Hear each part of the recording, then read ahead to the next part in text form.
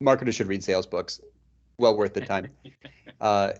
Answering unasked questions can build a lot of confidence and differentiate by, the client feels like they're learning and they're grateful for that. You taught them something that they should be aware of, and at the same time addressed, raised a concern, but then addressed the concern.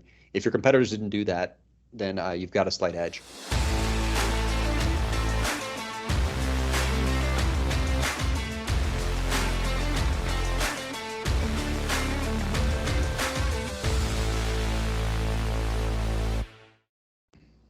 Hey, everybody, we're back. It's Over a Pint Marketing. Today, I want to jump right into it. We got Andy Crestodina on the podcast. This is a big thrill for me. I've been watching Andy do his magic for a number of years. This dude is nothing but impressive. He is the CEO and co-founder of Orbit Media. This guy's just a big thought leader. And I've talked to Andy about it, I don't know, Andy, 5 minutes old. But you genuinely seem like just a nice guy as well. I'm super pumped that you're on the podcast. Andy, thanks so much for being here, man. Thanks for that very sweet intro. I'll try to live up to that. I know you will. Also joining me today, as always, my buddy, Mr. Kurt Lingo, VP over at Celtic Advertising. Hey, Kurt, how you doing? I'm doing great, Pat. Andy, fantastic to have you on the pod. I'm really looking forward to this conversation. This will be fun. Andy, we got a little shtick here at Over a Pint. It's called Over a Pint for a reason. I know you're a guy who likes a beer. Sure, I'm guessing that from absolutely. I'm guessing that from just looking at you. I love the thing I'm in. Yep. What do you got, my man? What do you want to promote? What do you want to talk about? What do you got? Well, there's a lot happening here, as always. So we're a web development company. We're in Chicago, but we've built this business based on content marketing. So I'm always, it's like every 2 weeks, we've got to put out something new. My latest just dropped today. It's a survey about how AI may begin to fit into the messaging for marketers. And it was interesting to see like what percentage of marketers, what percentage of consumers are interested in seeing like the AI message in their service providers. Doctors, lawyers, any financial planners. Would you want to see your financial planner brag that they use AI? Are we ready for that? So that was kind of fun. That just went live today, and so that's top of mind. Awesome. Before we jump into the whole interview, and that I just read that article too, and it was fascinating. So we're going to get into that. Mr. Lingo, I know you like promoting the beer. What do you got in front of you? I almost feel bad following Andy up, Pat. It's like it's gonna be so anticlimactic. I know it's like following the Beatles. I know, but somebody's got to do it. I can't. I'm following the Beatles. I know. I'm promoting I'm going to the agency beer fridge. It's Modelo. I've had this one on before, and I love promoting it because A, it's a good beer, and B, we had Modelo on our podcast over a year ago, and so cheers. Solid choice, Kurt. Good for you. That's a good one. Guys, I'm going again with the from Wisconsin Brewing, the Yankee IPA. I'm promoting this heavily because we're going to have Paul Verdew on the show. And one, and two, this is a great one. This is a really nice one. Now I'm feeling bad for not calling out a beverage. What do you got, man? As a content marketer, boy, it's not Milwaukee, it's not Chicago, but my number one beer is the Great Lakes Edmund Fitzgerald. It's I love that beer. Yeah. It's a porter and it's delicious. Awesome. Nice. Andy, let's jump right into this. For the 4 or 5 people that on this planet that don't know you, that aren't familiar, that spent no time on LinkedIn, give us the brief rundown about Andy. Quit the day job in '99. Joined my friend who was already building websites in January of 2000. Started this business in 2001. I was the designer, he was the programmer, and it was one of those just scrappy little 2-person companies. My roommate at the time thought that it was too late to start a web development company in the year 2001. Isn't it funny how you look back and get perspective? Long, slow climb after that. We're now a 53-person firm. We do around 40 sites a year, mostly for like mid-market businesses. So this is a web development, website optimization company. But we've built it all through content marketing rather than advertising. And so this is 15 years as a content marketer, 22 years doing SEO, just as long in analytics. So I'm just one of those people who writes and speaks and teaches and records the odd video here and there. Indirectly promoting the business, but obviously trying to be a good member of the community. What really is impressive about you, Andy, is that you are a freaking triple threat. I mean, and by that, I mean, I've seen you present and you kill it. You're an incredible writer. Okay. And then you also blend in a lot of research. So you got a data side connected with a creative side almost. It's like, of those three, Andy, what's your superpower? Like, hey, you know what? I feel like I'm really good at this, but well, I appreciate that observation. I think it applies to a lot of us, and it's really the first thing I said, quitting the day job. The main thing that wasn't satisfying about that job, I was an IT recruiter, is that I didn't get to make anything. What I love about our work, all of us in the marketing community, is that we have the opportunity to use both halves of our brain at the same time. If you love the intersection between art and science, marketing's perfect for you. If you love the to combine the analytical and the creative, marketing is perfect for you. It's just really fun, and there's how many opportunities there are to be inspired by an idea, but then to validate it with a little bit of data, take an action, right? Inspiration. Then we make a plan, create a strategy, execute, and then go see the results. So we are in a great category for those center-brained people who want to use their whole brain all the time. So that's just something that I try to embrace and not miss the chance to conduct a little research or apply a little data or sort of overcome my own biases and preferences, right? Yeah. There's lots of things that I like, but I try to never state an opinion. I try to only really consider every one of my ideas as just a hypothesis, as a testable hypothesis. But do you enjoy all of those different aspects too? I mean, is like, I know you do data, I know you do writing, I know you do presenting. Some of that I have to believe is part of it is just, hey, it's a new biz, I'm doing this, I have to do, but you genuinely do seem to like all of those. Is that a fair statement? Or is like, oh my God, I hate when I have to do podcasts with two guys from Milwaukee? No, this is actually, no, I'm grateful for this conversation already because this is the best part of everything. So we said, you should like the creative, you should like the analytical, but also if you don't like people, you're in the wrong business.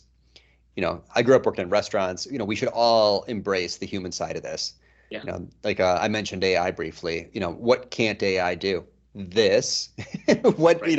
There's no love there. There's no relationships. There's no networking. There's no, the humanity of the job is really the best part. And you don't have to be in marketing for long to realize that every one of your ideas needs to get accepted. Every big idea needs a team. None of us can really do any of this alone.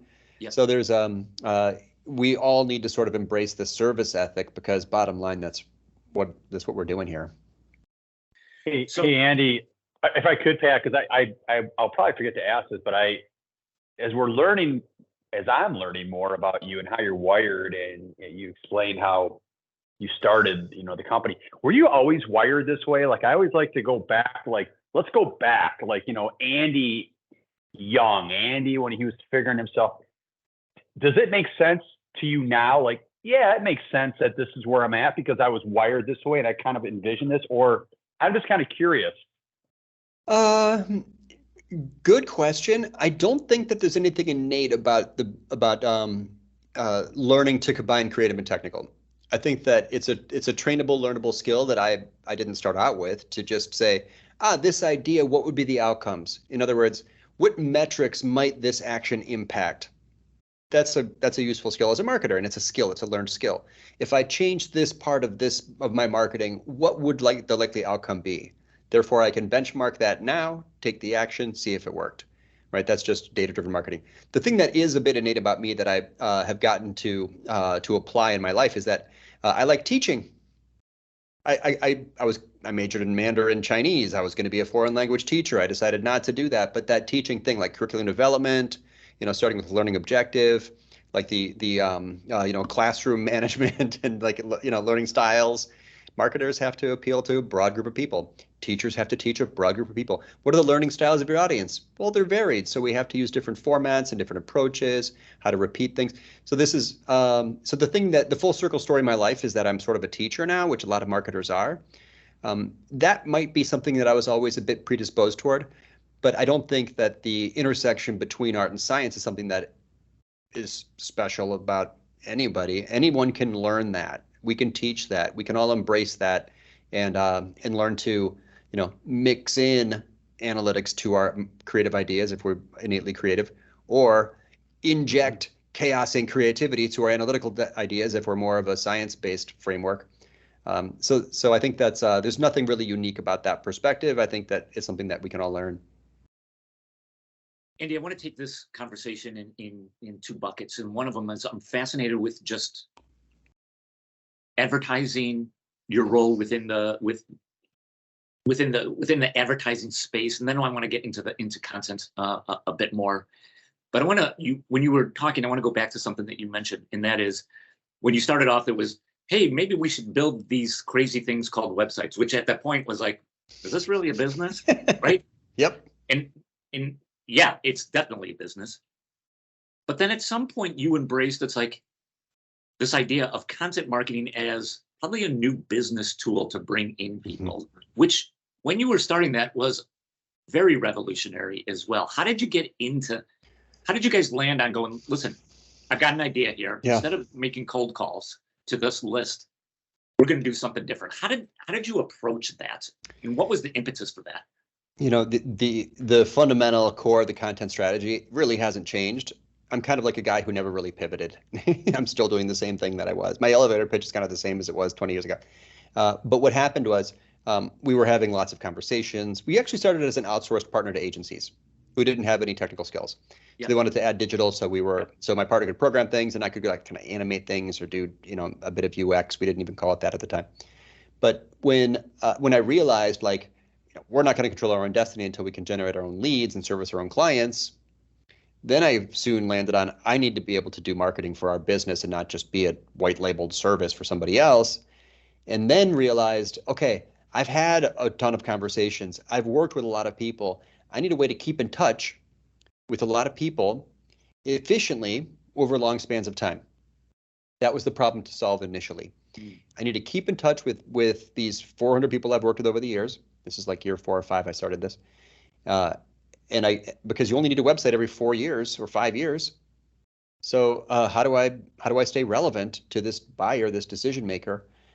So I thought, okay, I'm going to write an article. I actually wrote 3 articles the first day. Hilarious how thin the content was back then.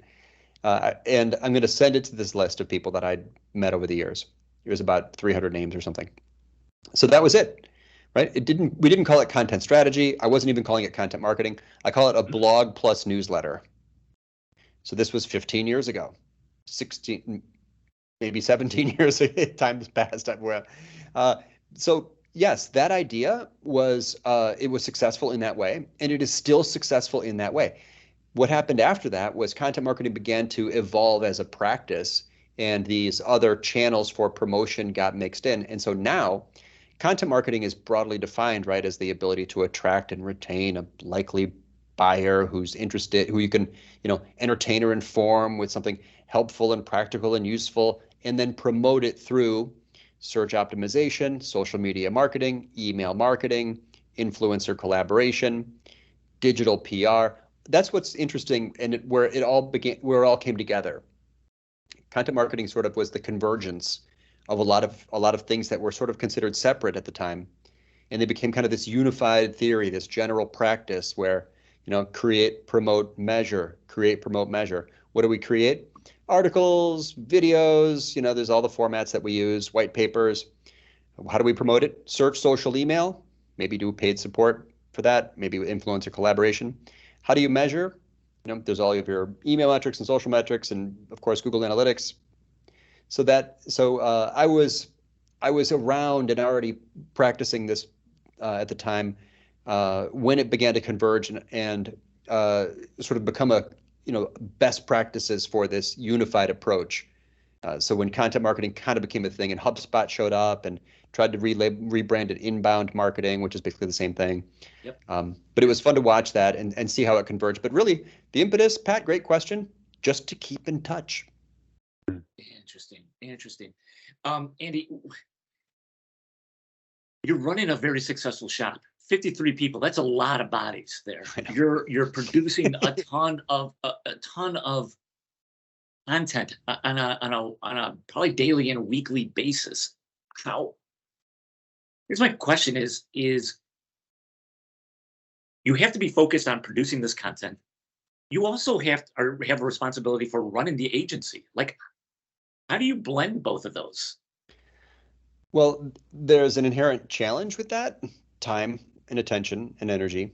And there's an inherent advantage in that. I'm close to the audience. I'm close to my buyers. I'm close to, I do a lot of sales and I do a lot of service. So I think it'd be a big disadvantage to be a marketer that wasn't on the front lines doing sales and service, because I wouldn't know as well what the objections are, what's happening, what the trends are, what people care about, what they're afraid of, what they're hoping for. So there are small businesses, sometimes the marketers have an advantage because they can sort of ride shotgun on all the sales meetings or at least watch the recordings, and they understand the audience very, very well, right? Customer intimacy is not a challenge because literally half of my time is doing sales and service. I'm a part-time marketer in the end. So that's a plus. The disadvantage is partly overcome by the fact that I have the freedom of choosing my topics, and so I have maybe a dozen articles kind of baking in the background at any given time. So I just had a conversation the other day with someone who said, "Oh, we're having trouble on LinkedIn." I'm like, "If you tried a newsletter, you should try a newsletter. Here are some tips." Got home and realized, wow, I'm about halfway through the ideation on an article about LinkedIn newsletters. Quickly open the Google Doc. Quickly start dropping in ideas. Close it. I'll come back to that. So I've got a bunch of those. So it's not as if I have to sit down with a blank page. Usually when I start writing to sincerely make the effort to produce a piece of content, it's something that I've kind of had in the back burner for a while. Another advantage, I've written 500 articles. So my LinkedIn newsletter can be weekly, but I still only write an article once every 2 weeks. My frequency has never been greater than once every 2 weeks. So every other week, I can curate something, freshen it up, put it out there as if it's new, update the research or the statistics, or make a new image or diagram to go with it, update the headline. A lot of my old analytics articles are being updated for GA4 right now. So there's this efficiency of being able to repurpose and reuse things. Also, the fact that I'm in different formats is an advantage. I'm speaking sometimes, I have presentations. I'm writing sometimes, I have articles. Those feed off each other. There's a big advantage to, repurposing is quite natural if you are thinking about, topics and information needs separately from formats, topics and formats. Our audiences all have information needs, but format preferences. So that thing that you made, right? We're making something right now that's super repurposable. There's a great format for repurposing, but you could take, when you make one thing, you can easily kind of, if you're clever about it, if you're strategic in the approach, you can repurpose that. So there's a couple of different ways in which there are challenges, but also big advantages for people that are just active, listening, empathetic, lots of forethought, planning ahead, strategy, working on ideas in the background, and then recycling things strategically. Andy, wow, Pat, this is awesome. As you're starting to talk through what you're doing and your strategy on a day-to-day and long term, it's impressive. If you could, because for a lot of our listeners, content marketing is this. I don't want to say it's this unknown, Andy, but it's kind of unknown. It's like it's a word. What does it mean? Based on your expertise, your experience, what are a lot of people not understanding, or where are they getting it wrong? Because we all hear this word, content marketing, but it can sound so vague. But I mean, boy, you're breaking a lot of stuff down. What are some folks just not getting? They're not seeing through maybe talk through that a little bit. Yeah, I'll oversimplify it. The easiest way, I think, to define content marketing is to contrast it with advertising. So advertising is about sort of renting an audience. Content marketing is about sort of trying to own that audience or building it from scratch. So content marketing or advertising has the advantage of being very fast. I can have lots of visibility next week if I were to get the right placement. Content marketing is very slow. It takes a long time to build up that kind of flywheel of results where you can begin to do some of those things I just mentioned. Advertising, temporary. You stop paying, it goes away. Content marketing, very durable. Literally, almost everything I've ever written is still online. Many of those things are search optimized and being found and being read right now as we speak. Things I wrote 5-10 years ago are being read right now as we speak. So some advertising is kind of about distraction. That person was actually trying to do something else when you they were watching they were trying to watch YouTube and they saw a pre-roll, or they were reading a magazine and they saw your ad, the full page ad, or that's what ads are really. It's about interrupting someone while they're doing something else. Content marketing is about attraction. People subscribe to stuff. They want more of it. They search for things. They're looking for help. They follow accounts because there's useful stuff they want in their stream. So Jay Baer calls it the hype versus the help, which is a bit of a kind of a triggering statement. I mean, I have huge respect for paid. And in fact, paid is the best way to access certain audiences for sure. But that's an easy way to think about the distinction.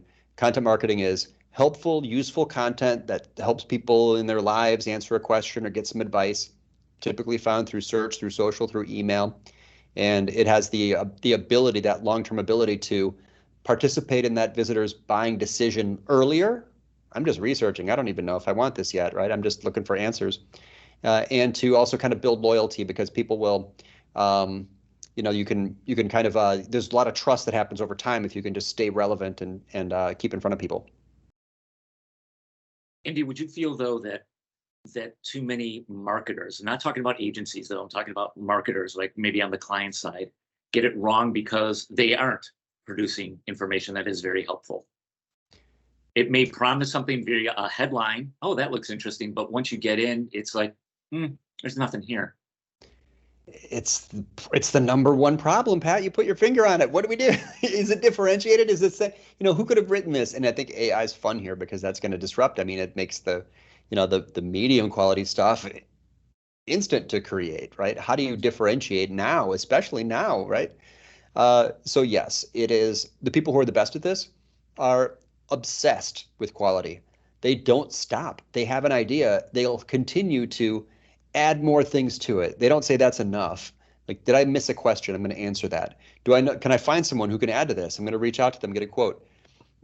Can I turn this this complicated concept into a diagram? I'm going to get help from a designer. Can I put a video at the top of me summarizing this complicated thing? So formats and outreach and depth and detail.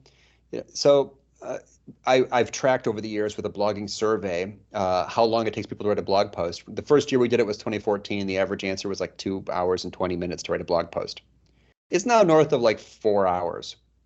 Why? And for me, all these things take me 10 plus hours to create. Why? Because there is so much out there that to differentiate yourself, you really just have to do something where it's easy to say, but I mean this sincerely, 10x the expectations of the audience and what your competitors are doing. And it doesn't mean 10x is like necessarily bigger or longer. You can try to make something 10x simpler, make it much more concise, right? Turn that complicated thing into like a juicy soundbite. Like I just said a minute ago, Jay Baer calls the advertising versus content marketing the hype versus the help. Wow, that's so concise. It's like so clever. Also, strong opinion, very differentiated. Most brands don't have the guts to do it. It's hard to do, I understand. Original research, extremely differentiated. Takes more time, more initiative, more resources, harder to produce.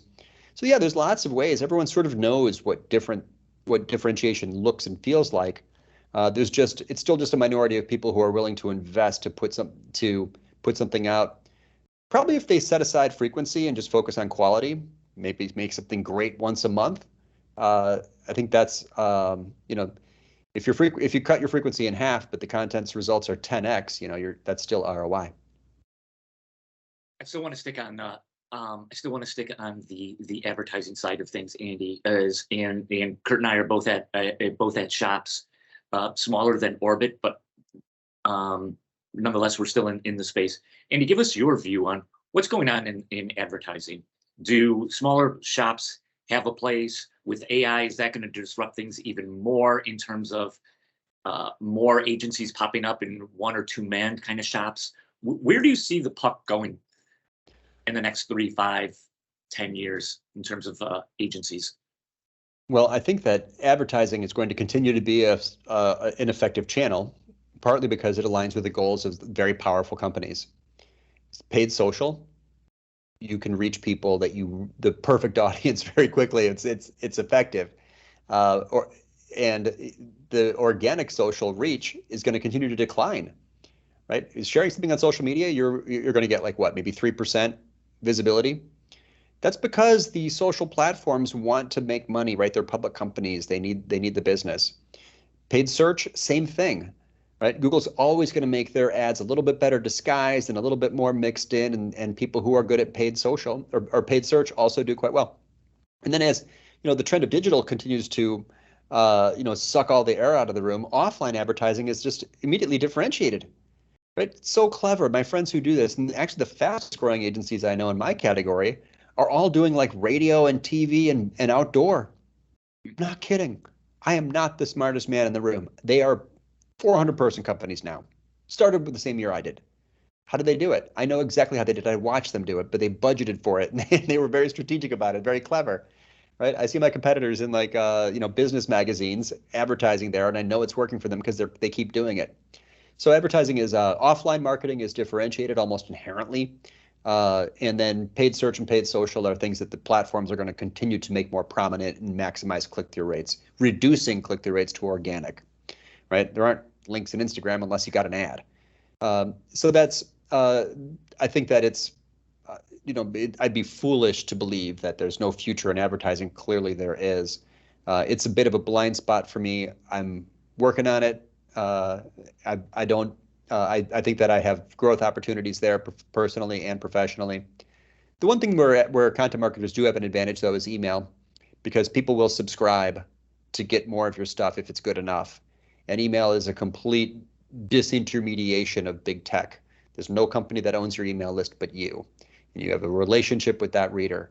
So, one good use of ads is to drive traffic to pages that have calls to action where the visitor subscribes, because now you don't need that big tech intermediary anymore. You're a shop of 53, you said, and that's a nice number. Are you happy with that? Is that a good size for you? Or, in your ideal world, no, I think we could be double that. I would like to be that. Just out of curiosity. I don't have a great, this is like a confession. I don't have like a long-term business strategy. We didn't start this company with a business plan or a vision. This is simply the outcome of slow organic growth and creeping up of demand and prices and process and quality in our work. So honestly, no, I don't envy the companies that have 100 people in them. I don't think that would align with our culture. I wouldn't mind if I loved us at 40. I'll be happy at 60. There's tipping points in business. This is not about marketing, but there's tipping points where after you're 50, you need HR, there's totally different healthcare, so I have misgivings about growth, honestly, having been like a bootstrapped entrepreneur. But I also love our team and want to take care of them. And we have no contractors. That's weird about us too. Everyone's full time. So there's a way to maximize your cost if you're looking to do that. Offer healthcare and make everybody full time. But that's it's just been our approach, it's our culture, and I think it partly explains why there's people that have been here for 12 and 15 years. Andy, what is so the business? You started the business from the ground floor in 2000. So this whole industry, it doesn't matter what your lane is, whether it's offline, online, traditional, non-traditional, it's become ultra competitive. We live in that space and we're all trying to figure this out. Your industry as well. Talk to us a little bit about the landscape in your world, what that's looking like, and how are you specifically, you and your company, differentiating against others Yeah. Well, one of the problems in our category is that the barrier to entry is too low. Anybody can start a web design company with if they got a laptop. So that's a problem. Yeah. There are, Yeah. An as you know, agency too. You want a yeah, logo? It's yeah, yep, it's yep. agreed. If you got one client and a little bit of software, you can say you're a business. So, Yeah. so how do you differentiate in that context? One of the ways is simply in your marketing to be more human, as we mentioned, more personal. That's ultimately what we're doing here is helping people. So, put faces, show your team. Be a personal brand. You're the only company with you, so that's a big advantage. If you go to our team page, you start scrolling through. It's like this must be a legitimate company. These people have been here for a while. Also, I don't know how to put it in my marketing yet, but if you go to LinkedIn and look us up, and you can see the median tenure here is like 6 years or longer, which is very unusual in our category. Yeah. So how do you? So that works as a sales message, if nothing else. Hey, people hire us. We've got clients that came back 4 or 5 years later. The whole team's still here. Yeah. So retention and culture and loyalty and love, these are differentiators. Um, but in the long run, I don't know. It's really hard. We have to, what are the buying points? What are the triggers for the buyer? I think that in our category, web development, people have to first see something they like, or they don't trust the creative, going to make a decision on that. But then during sales, you have to bring up the things that they didn't know that they didn't know. Part of sales is about answering unasked questions. So, hey, we can build a site for you. And by the way, you're gonna love or hate us in 2 years based on how fast we take care of your request. We have a full-time web support team that does nothing but support past clients. So your project manager, when we build the thing the first time, isn't distracted by past clients. So I think that that's partly from a book called The Challenger Sale.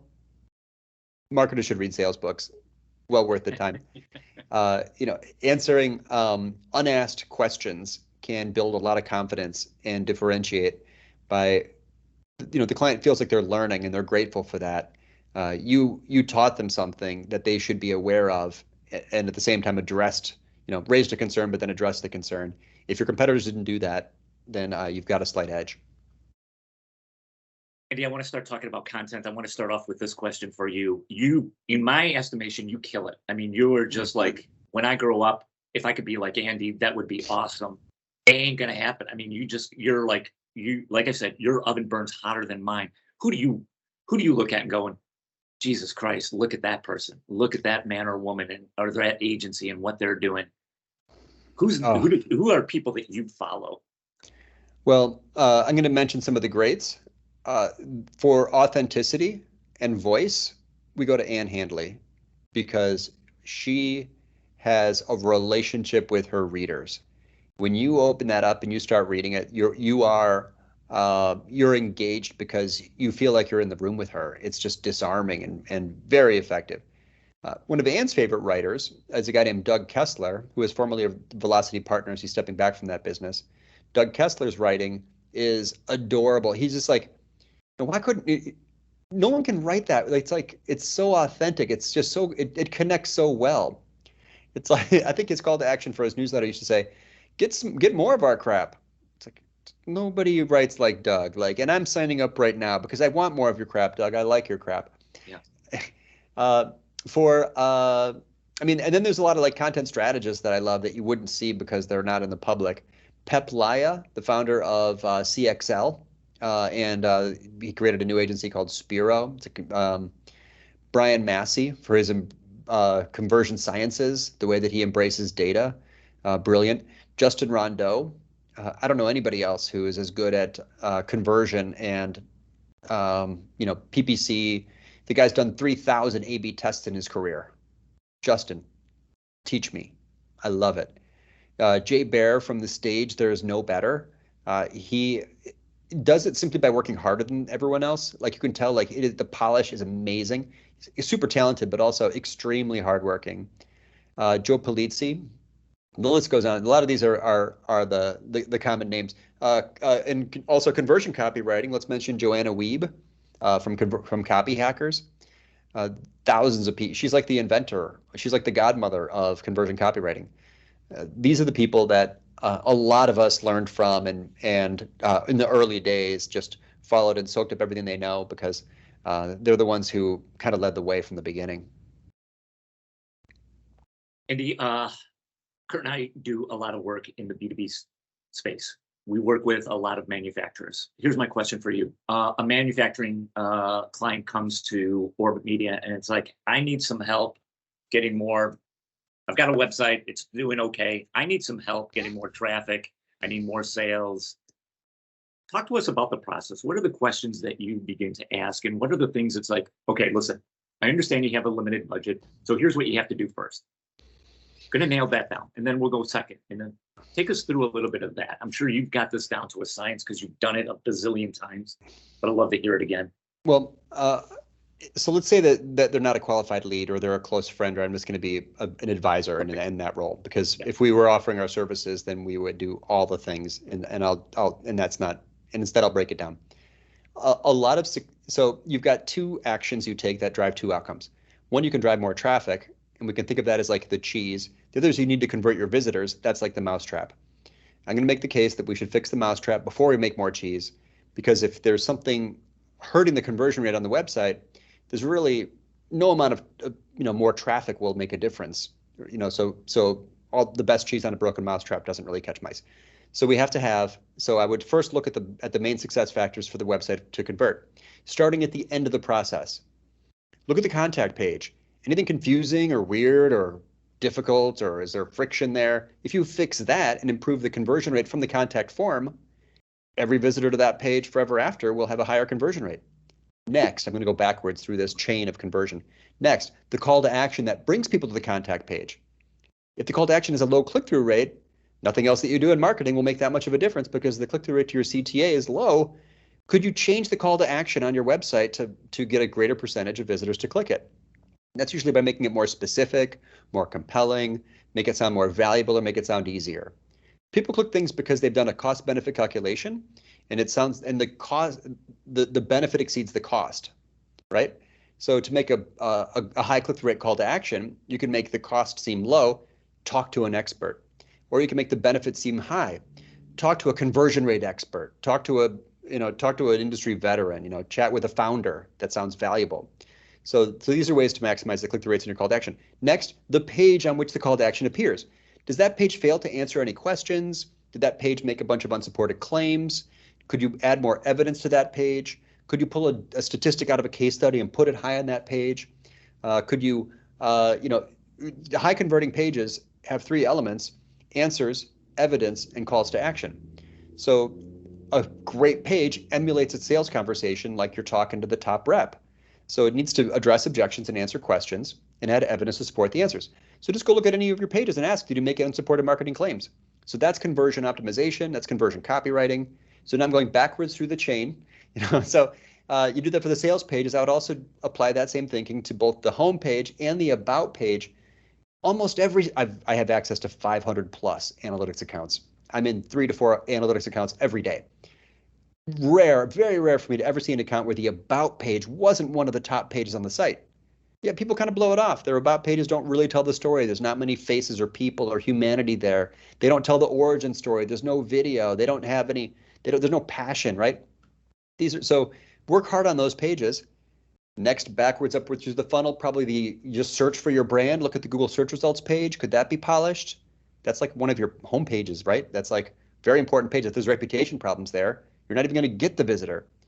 So all of these things are sort of the mousetrap. Once those are in place, then work on the cheese. Refine your content strategy, or work on your targeting, or pick your channels and your battles and your formats and your topics.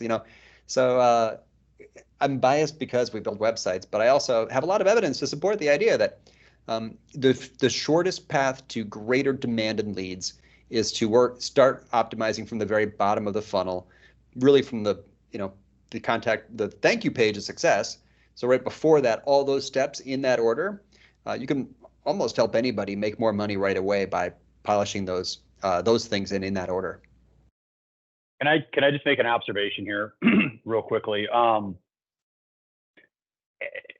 been listening to you, Andy, since we started the conversation, and I'm going to tell you right now what's impressing me is clearly you get the how, not just the what, and it speaks to your personal DNA, and it's speaking to your company's success, I'm sure. And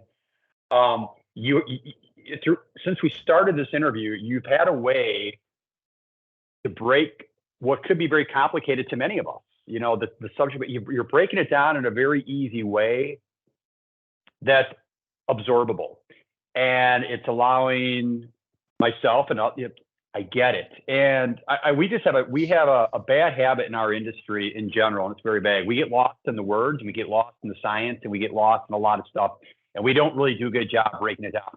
You're breaking it down real well, and I compliment you for that. And the other thing too is, and Pat, this is something I picked up as well. There's been a few questions that have been asked, and Andy goes back to the human. And I think it's clearly there's a formula that's going on here that's working, and I understand why. So it's just an observation, and I love how you just broke down Pat's question. Fantastic job. I was like writing notes and like, they use that. That's fantastic. So just want to throw that out there. Well, thanks for that. It's you touched on what I think is maybe the best message of them all, which has come up a few times, but that personal human side of it, right? What are we really doing here? You're trying to connect with an individual. It's like people always ask me, what about B2C or B2B? It's like, it's really just about the person, in their moment. What do they need? What are they afraid of? What are they hoping for? What do they trust? What's persuasive? What would be disarmingly straightforward to them? How can I be more forthright and direct and simple? So yeah, I think that those two things go together perfectly. Getting lost in the weeds, that's getting lost in their mind. That's getting lost with the person, the human, the brain you're trying to interact with. Human clicks, web page loads, pixels appear. What happens with their brain and those pixels, those words, that visual hierarchy? That's really the job. So, Kurt, that's you nailed it with that being the bottom line and what we're all really supposed to be doing here. So, Andy, would you say that that's the biggest problem when clients come to you with looking for a new site? Is that they're not human enough, or is there something else beyond that? There are lots of brands that are very, very good at this and can put themselves out there. It's not. I don't find any correlation between the size of the company, actually. Little companies are often trying to look big, and big companies are often trying to look small, which is hilarious when you think about it, right? We should all just try to be more human and more personal. So it is a kind of a go-to and a common way to get better results for anybody, just by looking at the site and just saying, hey, where is everybody? Or look at the marketing, or look at it's throughout. Stock photos, really? Couldn't you show yourself there? Or a tall scrolling team page? Couldn't we make a page per person and get into their, what's meaningful to them? Or the email sender name? Why do you have a company as the sender name? Why not make it a person's name? Or in social media, why do we keep tweeting from behind a logo? I don't know.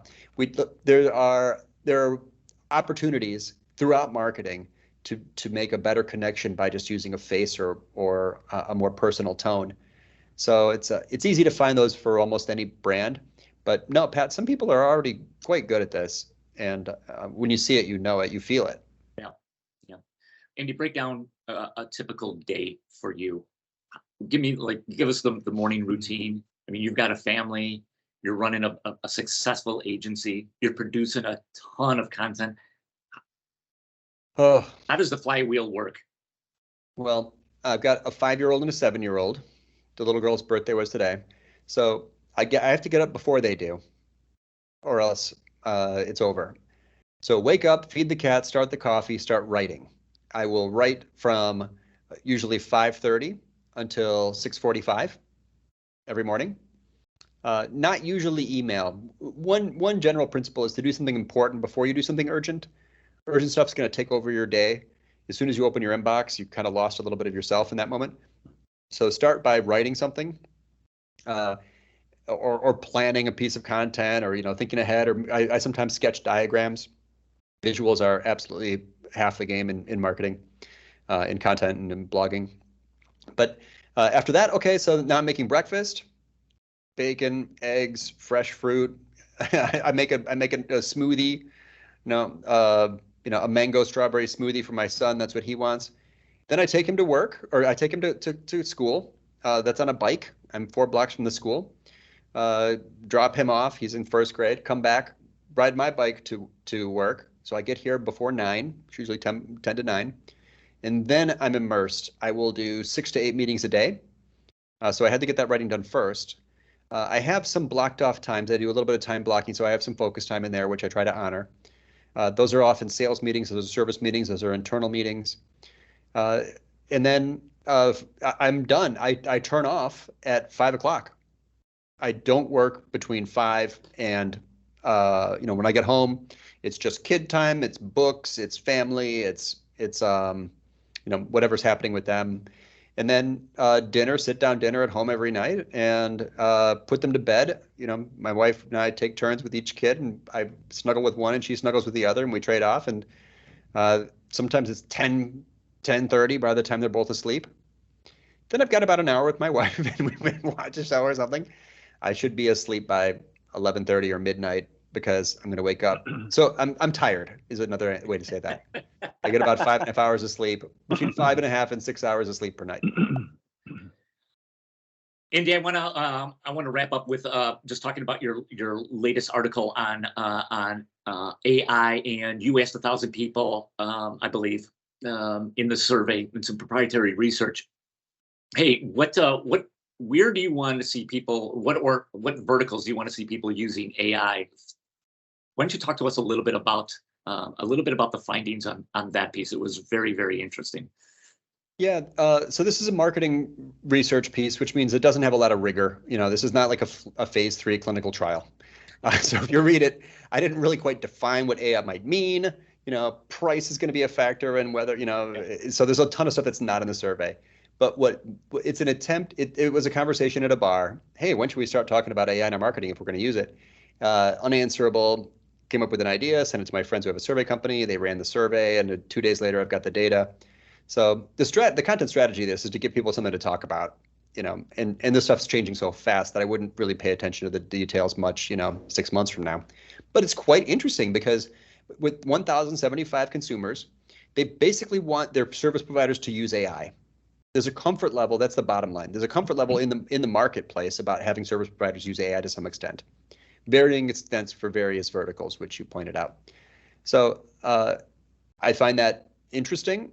I'm not changing. I'm experimenting with AI. We all are, but I'm not going to change my marketing messages yet. But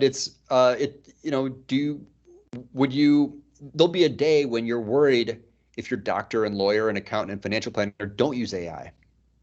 The same way that, if you found out that your doctor wasn't, your financial planner didn't use a computer in 1988, you'd be like, dude, what are you doing? Like, you're worrying me.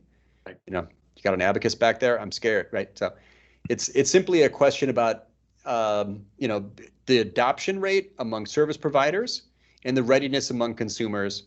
And it's an interesting topic, but the structure of the piece is actually relevant because you can see how we are building content. Original research, lots of visuals, something to look at every scroll depth, lots of contributor quotes.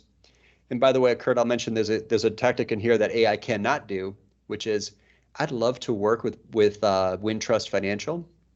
I don't know anybody there, so I used the survey as a pretext to reach out to a marketer there and asked her for a contributor quote.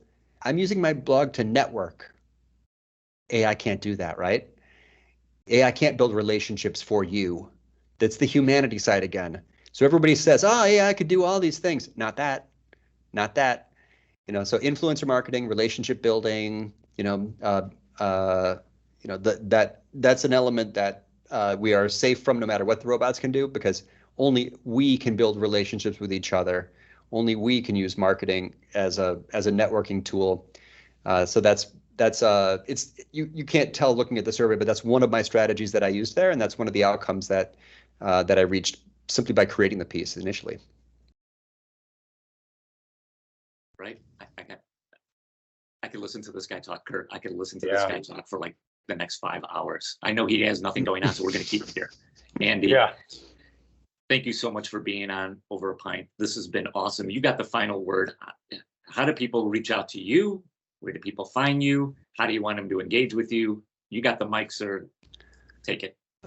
If you want it all in one place, there's a book called Content Chemistry. I updated it last fall, so it's in its 6th edition. You can find it anywhere you find books. It's Content Chemistry, but look for the 6th edition. Other than that, I'd just like to go back and emphasize that point about the humanity of marketing and the whole goal of connecting with people on a real level, on using quality and trust and relationships as being the cornerstone of all good business outcomes. Not just business outcomes, guys, right? All personal outcomes. Life. Thank you. So this was a pleasure to chat. You guys were way too flattering. I'm going to be floating on, around the office all day based from your lovely feedback. So very gracious, honored by the opportunity, and happy to share. Andy, thanks so much for being on the pod. Thank you, Andy. Cheers, everybody. Cheers.